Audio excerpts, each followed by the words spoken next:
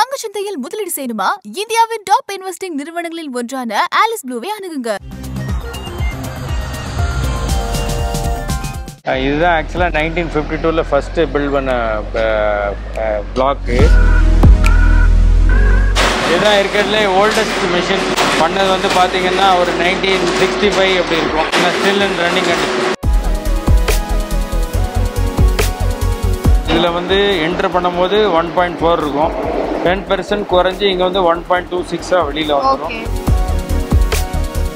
இவர் வந்து என் வீட்டில் மேலே வேலைக்கு ஜாயின் பண்ணார். அப்பா இருக்கும்போது இப்போ கிட்டத்தட்ட 48 வருஷமாக இங்கே ஒர்க் பண்ணிட்டு இருக்காரு. One of the oldest employees. 300 pieces per minute ஓடுறதுனால நிமிஷத்துக்கு 300 பின் விடும். ஆமாம், ஒரு நாளைக்கு எங்கள் டோட்டல் கெப்பாசிட்டி பார்த்தீங்கன்னா 1/2 டன்.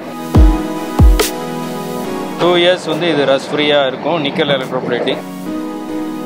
சார், இப்போ நம்ம ஸ்டாண்டர்ட் ஃபயர் ஒர்க்ஸ் அப்படின்னு பேசும்போது அந்த ஸ்டாண்டர்டுன்ற வேர்டுக்காக அந்த பேர் வச்சாங்க அப்படின்னு சொன்னீங்க. பெல்பின்ஸ் இந்த பேரும் சரி இந்த லோகோவும் சரி ஒரு மாதிரி கலர்ஃபுல்லாக இருக்குது. கீழே இருக்க சென்டென்ஸ் இந்த இதுக்கு பின்னாடி இருக்க அந்த ஸ்டோரி சொல்லுங்கள் சார். இது ஆக்சுவலாக வந்து அந்த காலத்தில் ஃபோட்டோஷாப் எல்லாம் கிடையாது. ஓகே, ஹேண்ட்ரானாக ரெடி பண்ணது தான் அந்த லேபிளை சிவாசில ஆர்டிஸ்ட்டு. இந்த நேம் பெல்லுன்றது வந்து என் தாத்தோட அம்மா பேர் வந்து நேசமணி. ஸோ மணின்ற வேர்ட்லேருந்து அந்த பெல்லுன்றத நேமை வச்சு அப்படியே கூட ஒவ்வொரு ப்ராடக்ட்டும் கிளிப்ஸ்னா கிளிப்ஸ்ன்னு மாற்றிக்குவோம், ஸ்டேப்பிள்னா ஸ்டேப்பிள்னு மாற்றிக்குவோம். ஸோ அப்படின்னு அந்த பெல்லுன்ற வேர்டு அங்கேருந்து தான் ஆரிஜினேட் ஆச்சு. மற்றபடி இந்த டிசைன் வந்து பார்த்தீங்கன்னா அந்த 1952 அஃப்கோர்ஸ் இந்த கலர் காம்பினேஷன் கிடையாது. இந்த பெல் ட்ரேட்மார்க்கு, இந்த லேபிள், இந்த வேர்டிங், இது எல்லாமே 70 இயர்ஸ் அப்படியே கான்ஸ்டன்ட்டாக இருக்குது. இந்த கலர் ஸ்கீமும் அதே தான். ஓகே, இது வந்து தாத்தா இருந்தப்போ இருந்த ஆபீஸ். ஆமாம், தாத்தா இருந்த ஆஃபீஸு. யூஸ்வலாக அவங்க ரூம் இங்கே தான் இருக்குது.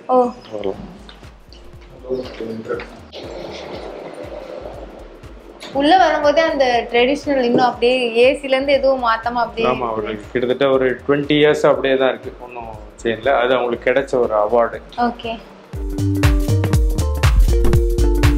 சார், இப்போ இந்த ரூமில் நம்ம எதுவும் சேஞ்சஸ் இல்லைனாலும் நம்ம பிஸ்னஸில் அடுத்தடுத்த ஜென்ரேஷன் வரும்போது கண்டிப்பாக ஏதாவது சேஞ்சஸ் பண்ணியிருப்பாங்க. அப்படி செகண்ட் ஜென்ரேஷன் தேர்ட் ஜென்ரேஷன் உள்ளே வந்ததுக்கப்புறம் பிஸ்னஸில் நடந்த சேஞ்சஸ் பற்றி சொல்லுங்கள் சார். பிஸ்னஸில் நடந்த சேஞ்சஸ்ன்னு பார்த்தீங்கன்னா தேர்ட் ஜென்ரேஷன் வந்த பிறகு மேஜராக வந்து எக்ஸ்பேன்ஷன்றது வந்து ஒரு மேஜர் இதாகிட்டு. அதாவது தாத்தா வந்து ஃபயர் ஒர்க்ஸில் ரொம்ப கான்சன்ட்ரேஷன். அவங்களோட தியரி என்னென்னா, இந்த பெல்பின்ஸுன்ற செட்டப்பே உங்களுக்கு மோர் தேன் இனஃப். எனக்கே 10 பிள்ளைகள் இருந்தாங்க, நீங்களாம் ஆளுக்கு ஒரு சைல்டு இல்லை 2 சைல்டு தான் வச்சுருக்கீங்க. ஸோ இந்த செட்டப் இனஃப்ன்றது. பட் அதே அந்த ஒர்க் பண்ணுற பிளட்டுன்றது அடுத்த ஜென்ரேஷன், அதுக்கு அடுத்த ஜென்ரேஷனில் இருக்குன்றதுனால இதோட நிப்பாட்டக்கூடாது, இன்னும் அதை எக்ஸ்பேண்ட் பண்ணணும் தான் எல்லோரோட ஆசையும். ஸோ அப்படி வந்து பார்த்திங்கன்னா யார் யாருக்கு என்னென்ன ஃபீல்டில் இன்ட்ரெஸ்ட்டோ அவங்க அந்த ஃபீல்டில் அப்படியே ப்ரொசீட் பண்ணிட்டாங்க. ஃபார் எக்ஸாம்பிள் எடுத்திங்கன்னா, விஜய் சிங் சித்தப்போட சன் ரஞ்சன் வந்து பிளாஸ்டிக்ஸில் பேசிக்காக பெரிய இன்ட்ரெஸ்ட்டு. ஆஸ்திரேலியாவில் போய் ஒரு கோர்ஸ் முடிச்சுட்டு வந்து இங்கே அப்படியே அந்த ஸ்ட்ரிங் ஃபிலிம்ன்ற பிஸ்னஸை ஸ்டார்ட் பண்ணி அது நல்ல ஸ்ட்ரிங் ஃபிலிம்ன்றது வந்து ஆக்சுவலாக ஒரு டிரான்ஸ்பேரண்ட் ராப்பிங் ஃபிலிம், பெட் ஃபிலிமில் செய்கிறது. அது வந்து மெயின் பர்பஸ் என்னன்னா ஃபுட்டோ கெமிக்கல்ஸோ மெடிசின்ஸோ அதாவது நமத்து போகாமல் இருக்கிறதுக்கு, மாய்ச்சர் உள்ளே போகாமல் இருக்கிறதுக்கு ஒரு outer layer wrapping protection. So இதை ஃபஸ்ட்டு ஃபயர் ஒர்க்ஸில் தான் ஸ்டார்ட் பண்ணி ரேப் பண்ண ஆரம்பித்தாங்க. அப்புறம் எங்கள் ப்ராடக்ட் எல்லாமே கொண்டு வர ஆரம்பிச்சிட்டோம். எங்கள் ப்ராடக்ட் எல்லாமே எலக்ட்ரோப்ளேட்டட், ஆடட் ப்ரொடெக்ஷன் இருக்குமென்றதுக்காக.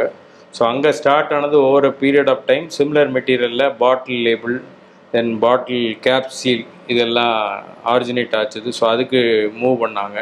தென் ஃபர்தராக என்ன ஆச்சுன்னா, அதே இதில் வந்து அந்த பேக்கேஜிங்கே ஸ்லோவாக லாஸ்ட் ஒரு 15 இயர்ஸாக மாறிட்டு எல்லாமே பெட் லேமினேட் பேக்கேஜிங்க்கு மாறிட்டு. ஏன்னா இன்றைக்கி வாங்குகிற ஸ்நாக்ஸ் எல்லாமே நம்ம அப்படியே கிழிச்சி சாப்பிட்ற மாதிரி தான். ஸோ அந்த பிளாஸ்டிக் அப்படியே கம்ப்ளீட்டாக மாறிட்டு. ஸோ மாறினதில் வந்த பெரிய எக்ஸ்பென்ஷன் தான் அங்கே சோர்ஸில். பட் பேசிக் இன்ட்ரெஸ்ட் வந்து பிளாஸ்டிக்ஸ்ன்னு டிசைட் பண்ணி போய் அதில் நல்லா ரேட். இப்போ அந்த ஸ்நாக்ஸ் அந்த கவர்ஸ் பற்றி சொல்லும்போது என்னென்ன பிராண்டுக்கு உங்கள் இதிலேருந்து நீங்கள்? அதாவது வந்து ஆச்சி மசாலாவுக்கு போயிட்டுருக்கு. நிறைய நம்ம கெல்லாக்ஸு, நிறைய ஆல்மோஸ்ட் எல்லா எம்என்சிஸுக்குமே நம்ம இந்தியாவில் மேனுஃபேக்சர் எம்என்சிஸுக்குமே சப்ளை இருக்குது. தென் வேர்ல்டு ஓவராக நிறைய கண்ட்ரிஸ் இருக்குது. சார்ட் ஆஃப் டெவலப்பிங் கண்ட்ரிஸ், ஏஷியாவில் உள்ள வியட்நாம், சிங்கப்பூர், மலேசியா, சவுத் அமெரிக்காவில் எக்ஸ்பெஷலி மெக்சிகோ, தென் யூஎஸில் வந்து பெட் ஃபுட்டு அவங்க யூஸ் பண்ணுற இது, ஆஸ்திரேலியா, ஸ்ரீலங்கா இது மாதிரி இருக்குது. இதுதான் ஃபஸ்ட்டு வச்சுருந்த ஷெட்டு. இதில் தான் அந்த 4 பின் மிஷினும் 3 கிளிப் மிஷினும் வந்தது. இப்போ அட் ப்ரெசென்ட் வந்து டிமாண்ட் கம்மியாக இருக்கனால கொஞ்சம் ரெஸ்ட்ரிக்டடாக ரன் பண்ணிகிட்ருக்கு. ஒரு 50 இயர்ஸ் முன்னால் உள்ள மெஷின் கூட இங்கே இருக்குது, நீங்கள் பார்க்கலாம். இதுதான் இருக்கிறதுலே ஓல்டஸ்ட் மிஷின். ஃபஸ்ட்டு வச்சது ஆல்மோஸ்ட் பண்ணது வந்து பார்த்திங்கன்னா ஒரு 1965 அப்படி இருக்கும். இதுதான் முதல்ல வந்து ஓல்டஸ்ட். ஆமாம் ஆமாம், ஆனால் ஸ்டில் இன் ரன்னிங் கண்டிஷன்.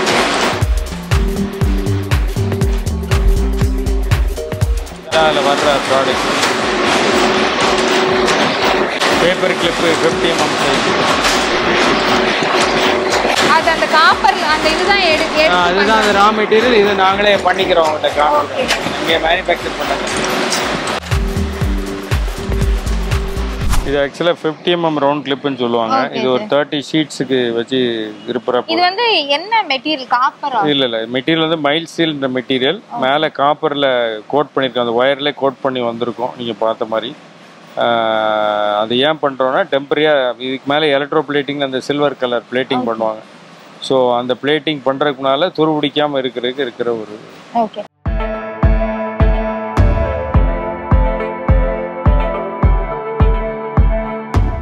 பேசிக்காக உள்ள ரா மெட்டீரியல் இதுதான். ஸோ இதை வாங்கின பிறகு வந்து இதை சைஸ் குறைக்கணும். ஏன்னா எங்கள் ரெக்குவயர்மெண்ட்ஸ் படி ஒவ்வொரு பின்னுக்கும் ஒவ்வொரு சைஸ் இருக்கும். 0.60 1.4 வரைக்கும் நீளத்தை பொறுத்து. ஸோ இதை சைஸ் குறைக்கிற ஆப்ரேஷன் தான் சொல்லி இது வயர் டிராயிங்னு சொல்லி நடக்கும். ஓகே. ஸோ இதில் இது வந்து இப்போ ரொம்ப திக்காக இருக்கும். ஆமாம், இது கிட்டத்தட்ட 3 mm இருக்கும். இதை வந்து இப்போ பேசிக்காக இந்த இடத்துல வந்து 1.4 வரைக்கும் ரெடியூஸ் பண்ணுவாங்க. ரெடியூஸ் பண்ணுறதுக்கு வயர் டிராயிங்ன்ற மிஷினில் டைன்றதை யூஸ் பண்ணி அப்படியே குறைச்சிடுவாங்க. முடிச்ச சைஸை பார்க்கலாம். அந்த 3 mmலேருந்து இது 1.4 ரெடியூஸ் ஆயிரும். ரெண்டாவது அந்த ஒயர் ரொம்ப ஹார்டாக இருக்கும். இது கம்பேரிட்டிவ்லாக சாஃப்டாக. ஆனால் நமக்கு இந்த இதுலேயே நமக்கு வெளியே கிடைக்காதா சார் மெட்டீரியல்? வெளியில் கிடைக்காதுன்னா நீங்கள் என்ன மீன்? இல்லை, இப்போ மெட்டீரியல் வந்து நம்ம இவ்வளோ வாங்கி இந்த சைஸ் பண்ணுறோம்ல, பேசிக்காக இதே சைஸே நமக்கு கிடைக்கும். அதில் கான்செப்ட் என்னென்னா வயர் சைஸ் சுருங்க அந்த சப்ளையர் காஸ்ட்டும் கூட இருக்கும். ரெண்டாவது குவாலிட்டி, ஏன்னா கன்சிஸ்டண்ட்டாக 1.45 தான் இருந்துகிட்டே இருக்கணும்.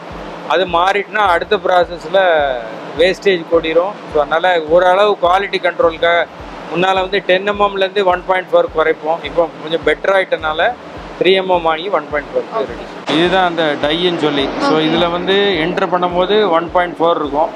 10% குறைஞ்சி இங்கே வந்து 1.26 வெளியில் வந்துடும்.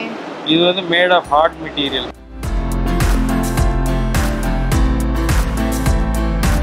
இதில் வந்து temporary rust protection, electro plating முன்னால். தென் இன்னொரு பாயிண்ட் என்னென்னா, எங்களுக்கு அங்கே 1.4 சைஸ் பார்த்தோம். 0.6 வரைக்கும் எங்களுக்கு என்ன சைஸ் வேணுமோ குறைச்சி அந்த ஃபைனல் சைஸுக்கு கொண்டு வந்துடும். பண்ணி இது பண்டிலாக காயிலாக வந்துடும். இதை அப்படியே எடுத்து பின் மிஷினில் யூஸ் பண்ணுவோம்.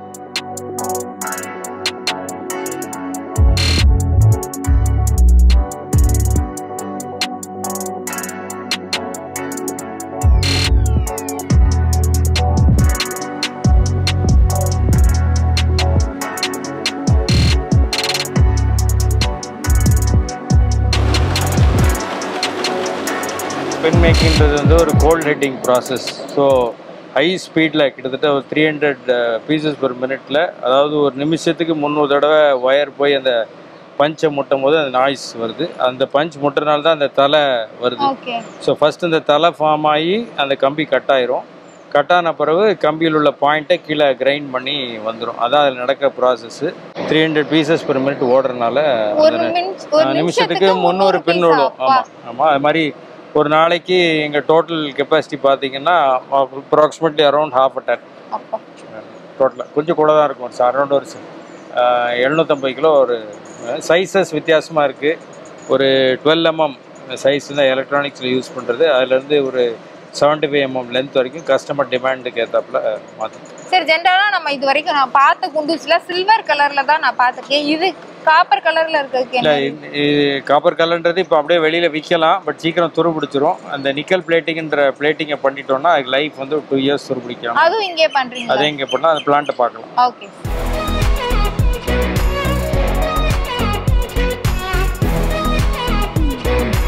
நீங்கள் அங்கே பார்த்த ப்ராடக்ட் அந்த ப்ரீவியஸ் ப்ராசஸில். ஸோ இது இங்கே எலக்ட்ரோப்ளேட்டிங்னு சொல்லி 2 இயர்ஸ் வந்து இது ரஸ் ஃப்ரீயாக இருக்கும், நிக்கல் எலக்ட்ரோப்ளேட்டிங். ஸோ இதுதான் பேசிக்காக இப்போ தான் ஃப்ரெஷ்ஷாக உங்களுக்கு லைன்லேருந்து வந்திருக்கு. ஸோ பேசிக்காக நிக்கல் எலக்ட்ரோப்ளேட்டிங் பண்ணி இதுதான் இதோட அவுட்புட்டு. இதில் வந்து ஒரு 3 மைக்ரான்ஸ் நிக்கல் திக்னஸ் இருக்கும் பேசிக்காக குவாலிட்டி டெஸ்ட். இது வந்து துருப்பிடிக்காம இருக்க அதான் அது போக பார்க்குறதுக்கு நல்லா இருக்கணுன்றது. ரெண்டு தான் அதோட பர்பஸ், மற்றபடி ஒன்றும் பெருசாக கிடையாது. ஸோ அதை பண்ணுற பிளான்ட்டு தான் இது. ஒரு நாளைக்கு கிட்டத்தட்ட வந்து எங்களோட எல்லா ஃபேக்ட்ரிஸும் கம்பைன் பண்ணி ஒரு 1.5 to 2 tons மெட்டீரியல் எலக்ட்ரோப்ளேட் ஆகி வெளியில் வரும். ஆஸ் அப்னா ஒரு 2 ஷிஃப்ட் ஓடி. இந்த இண்டஸ்ட்ரி வந்து டே அண்ட் நைட்டா சார்? இல்லை, மார்னிங் 7க்கு ஆரம்பிச்சாங்க, நைட் 11 வரைக்கும் வரும். இதுதான் வந்து ஃபேக்ட்ரியில் ப்ரொடியூஸ் ஆகி வர்ற பின்னு. ஸோ இது one of the smallest sizes. பார்த்தீங்கன்னா 0.60 வயரால் பண்ணது, 22 mm in length. ஸோ இதை வந்து பின் ஷீட்டுன்னு ஒரு காம்பனண்ட்டுக்காக நீங்கள் பார்த்தீங்கன்னா ஷீட்டில் எப்படி குத்தி வரும் அந்த மாதிரி ப்ராடக்ட் பண்ணுறதுக்குரிய இது. வேற அது வந்து 36 mmன்றது டெக்கரேஷனுக்கு மெயினாக யூஸ் பண்ணுற பின்ஸு.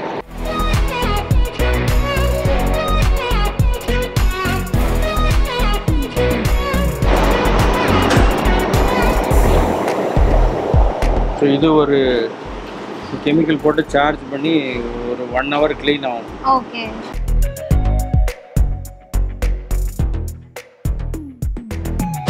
அப்படியே அந்த எலக்ட்ரோப்ளேட் பேரலில் உள்ளே க்ளீன் பண்ணதை அப்படியே லோட் பண்ணிடுவாங்க.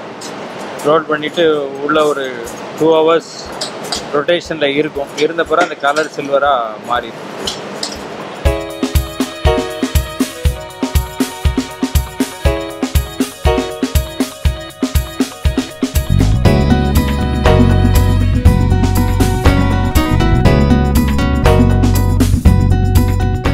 இதுதான் அந்த நிக்கல் எலக்ட்ரோப்ளேட்டிங் பார்த்து.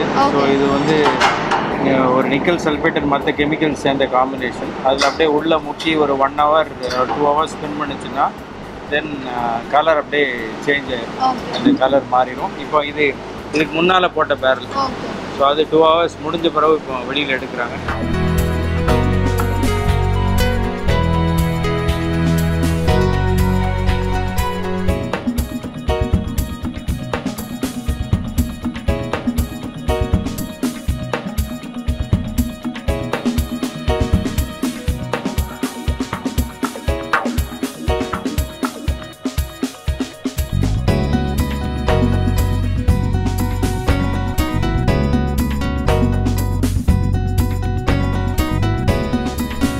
ட்ரையரில் போட்டு ட்ரை பண்ணி எடுத்து ட்ரம்மில் தட்டிடுவாங்க.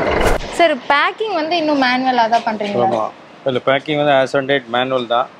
ஆட்டோமேட் பண்ணுறதுக்கு ட்ரை பண்ணோம், பட் அந்த இன்வெஸ்ட்மெண்ட் வந்து நாட் ப்ராக்டிகலி ஒர்க்கபிள். இன்றைக்கி டேட்டுக்கு அதில் இன்வெஸ்ட் பண்ணால் ரிட்டர்ன் எடுக்க முடியாது. ப்ராடக்ட்டில் அவ்வளோ பெரிய மார்ஜின்ஸ் கிடையாது. அதனால் ஸ்டில் லேபர் இன்டென்சிவ் தான். நம்ம இங்கே வந்து குண்டூசி ரெடி பண்ணுறீங்க, பேப்பர் கிளிப்ஸ், அதுக்கப்புறம் ஹூக்கு ரெடி பண்ணுறீங்க, ஸ்டேபிள் பண்ணுறதுக்கு, இண்டஸ்ட்ரியல் ஸ்டேபிள் பண்ணுறதுக்கு. மொத்தமாக ஒரு நாளைக்கு எத்தனை பாக்ஸஸ் இந்த மாதிரி? யூனிட் பாக்ஸ்னு எடுத்திங்கன்னா அப்ராக்சிமேட்டாக ஒரு 10 lakh பாக்ஸஸ் இருக்கும். 1 million பாக்ஸஸ் வெளியில் போகும். இதுதான் பேக்கிங் மெட்டீரியல். ஸோ அதில் உள்ள நம்ம ஃபில் பண்ணி சைஸை பொறுத்து பேக் பண்ணி அனுப்பிடுவோம் கஸ்டமர். போட்டு பண்டிலில் போட்டுருவாங்க. அந்த கடைசியில் பார்த்தீங்கன்னா பேப்பர் ரேப் பண்ணி ஸ்ரிங்க் பண்ணாமல் இருக்கு. ஸோ அப்படி பண்டில்ஸில் போட்டுருவாங்க. போட்டு ஃபர்தராக இப்படி கார்கேட்டட் பாக்ஸ். இப்போ இங்கேருந்து பிங்ஸ் வந்து எங்கெங்கெல்லாம் நமக்கு ட்ராவல் ஆகுது? ட்ராவல் ஆகிறது வந்து almost through out every state in India. ஆனால் எங்கிட்ட இந்தியாவில் சப்போஸ் ஒரு 35 ஸ்டேட்ஸ்னால் கிட்டத்தட்ட ஒரு 20 ஸ்டேட்ஸில் டிஸ்ட்ரிபியூட்டர்ஸ் இருப்பாங்க. இப்போ நார்த் ஈஸ்ட்னால் அதுக்குன்னு டிஸ்ட்ரிபியூட்டர் பார்க்க முடியாது, கஷ்டம். ஸோ நேராக கல்கட்டா போவோம், அங்கேருந்து அப்படியே ஒரு 6-7 ஸ்டேட்ஸுக்கு போயிடும். டெல்லிக்கு சப்ளை பண்ணிட்டாலே சரௌண்டிங்காக இருக்கிற 10 ஸ்டேட்ஸுக்கு போயிடும். மகாராஷ்டிராவில் மட்டும் கொஞ்சம் ரொம்ப ரொம்ப கம்மி. மற்ற ஸ்டேட்ஸ் எல்லாமே டிஸ்ட்ரிபியூட்டர் தான் ரெகுலர்.